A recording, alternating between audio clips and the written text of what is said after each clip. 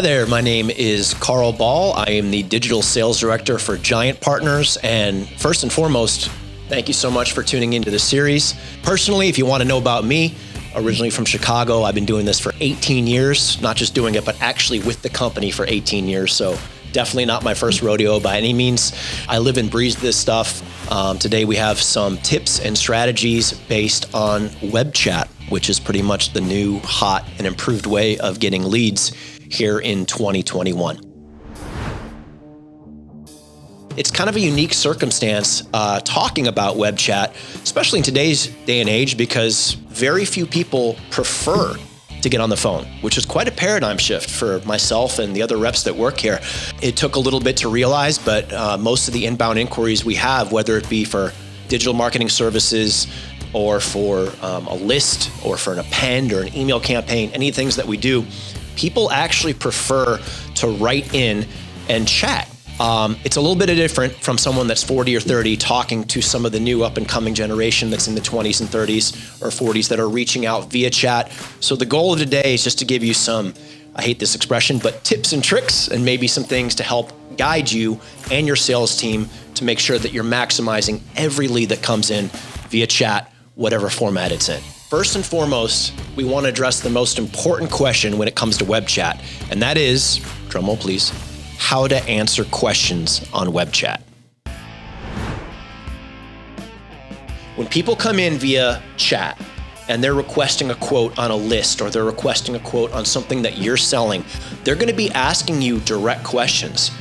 The biggest mistake that you can make is diverting from the question and trying to build rapport with that person. Yes, you should be friendly. Yes, you should be courteous. Yes, you should use exclamation points just like you would in normal conversation. But if somebody asks you a question like, how much is blank? How much is your product? How much is your service? Answer them immediately and directly. Do not skirt the issue. That's the biggest turnoff for somebody that's trying to get information, because you don't know who's on the other end of that keyboard. It could be an assistant searching for a CEO. It could be an employee that's a CMO that just got promoted. You really have no clue until they volunteer that information. But what you don't want to do is start diverting attention away from what you're selling or their question and start trying to build rapport, again, unless they initiate it. Very important, because chat, unlike the phone, you're not really able to read the customer. So you don't really know what their tone is like or what they're expecting. You just know that you want to answer them as quickly and succinctly as possible. Number two, numero dos, how to keep the conversation going. So, how do you keep the conversation going when it comes to web chat? Well, believe it or not, I'm doing it right now. I'm asking a question. That is the exact same logic that is applied to web chats. So you want to keep the conversation moving. The worst thing possible to happen is have it fall off. And unlike a phone where somebody hangs up, you don't know if that person's still there. Maybe you quote them and they don't say anything. So the best way to keep a conversation going on web chat is just as if it were a phone sale. You're going to want to ask a question. So some examples. After you quote the price, how does that sound, Mr. Customer?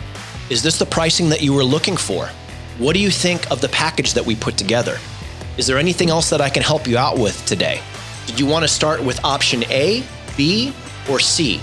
All of these things are things that move the conversation along and are critical, not just in keeping the customer engaged, or pardon the expression, but the fish on the hook, but they also help you in determining, is this an upsell opportunity?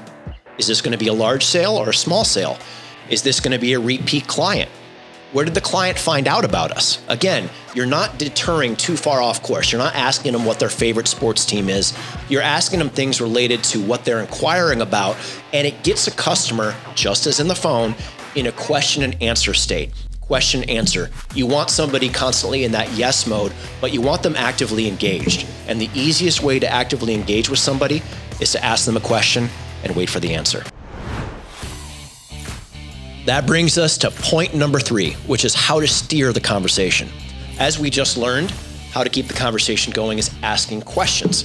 Well, how to steer the conversation now that you're engaged with the customer is asking qualifying questions. There is a difference. So qualifying questions are going to be based on what you're pitching, what you're selling, be it a service or a product. So in our industry, for example, if somebody's asking for, let's say a hypothetical list of single family homeowners that make X amount of dollars, are married with kids and a dog and enjoy long walks on the beach and red wine. We can do all that, by the way, minus the long walks on the beach and red wine. But if you were to do that and somebody asked that question of us, my natural inclination, especially over chat, is going to be, again, succinct answer. Yes, we've got that. No problem, Mr. Customer. Followed with, what are you intending to do with the data? Now, what am I really asking? I'm asking, are they going to send postal mailers? I'm asking, are they going to make phone calls? I'm asking, are they going to do an email campaign? I'm asking, are they going to use the data for something non-marketing, for a directory somewhere, for a listing of all the homeowners that have dogs and have kids and enjoy long walks at beaches and red wine? I don't know why that would exist, but maybe it does. That said, you absolutely want to steer the conversation by asking questions that relate both to upsell opportunities as well as what do they think about your product and service? What are they intending to do with your product and service? No matter if you're selling consumers or businesses, the easiest way to steer a conversation is to ask qualifying questions where you're going to find out not so much more about the person, but more about the product or service, how they're going to use your product and service, and why they're there in the first place. Why are they interested in buying from you? What's their goal? So these are things that you need to ask yourself whether you're selling something businesses or consumers. Point number 4.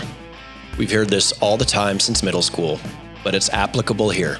Don't judge a book by its cover. Here's why.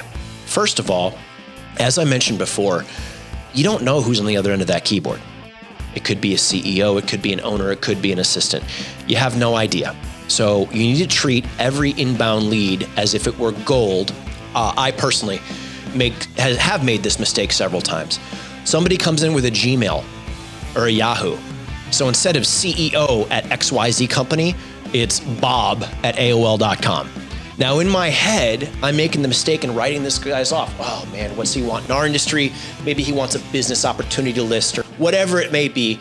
These are the types of inbounds or web leads or chats that we get sometimes where you're like, oh, but I'm telling you guys, and I'm guilty of it too, take the time, okay? Go with steps 1, 2, 3, and 4. Answer their questions, keep the conversation going, steer the conversation, because I kid you not, some of the largest deals that I've ever come across via web chat have had a Gmail or a Yahoo and an AOL. It's important to recognize that. So just remember, it's a great lead until it's proven otherwise. Last but not least, that brings us to our final point, point number 5, which is being overly friendly. Now, I may deceive you, but I'm actually not the friendliest guy in the world. But on chat, I'm just the friendliest guy you'll possibly talk to.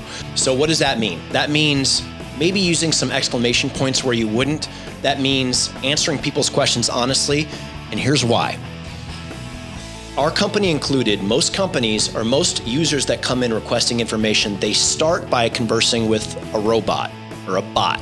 So they're going back and forth with a messenger. It's asking them preloaded questions. Usually by the time they make it to an actual human being, they're tired of answering canned questions. They just want their question answered, which goes back to point number 3, how to steer the conversation, but I digress. So when you're answering a chat, you need to go above and beyond in letting them know that they are talking to an actual human being. So how do you do that? I'm not saying start throwing out emojis or winky faces or heart faces or anything like that, but absolutely use exclamation points. Be more friendly than you normally would. So if somebody says, I'd like to know pricing on blank, I'd say, hi, my name's Carl. Be my pleasure to assist you today, exclamation point. By the way, I'm a real person, ... Now, that's stupid. That's like a late night talk show host joke, but it gets people excited. Number 1, because they're talking to somebody. Number 2, a lot of times they'll reply and say, are you sure? Or make a joke with you. And that's your replacement for rapport. Now you've got some sort of rapport going with them. You're being candid with them and you can move into the conversation. So I'm not saying use that. Use it if you want, but definitely come up with some way of knowing that, having the customer know that they're actually talking to a real human being. And above all, be friendly, guys. You have to be super friendly because they're so used to talking to people that are just robots. We call them robotic order takers on the phone. That won't win you deals. They have to like you. It's impossible to make them like you just over chat, but being overtly friendly goes a long way into ensuring that they're gonna buy from you over one of your competitors. All right, guys, that's it. Thank you very much. Really appreciate it. I always love talking sales, especially with other salespeople, which I assume you are. If you liked the content of what we went over today, make sure to like, comment below, and subscribe to our channel because we're doing this stuff all the time. We're constantly putting out things for salespeople. We'd love for you to come along this journey with us. Again, if you liked it, please like, comment below, or subscribe. My name's Carl Ball. If you didn't like anything I had to say, my name's Bob Smith. Thank you guys again. Take care.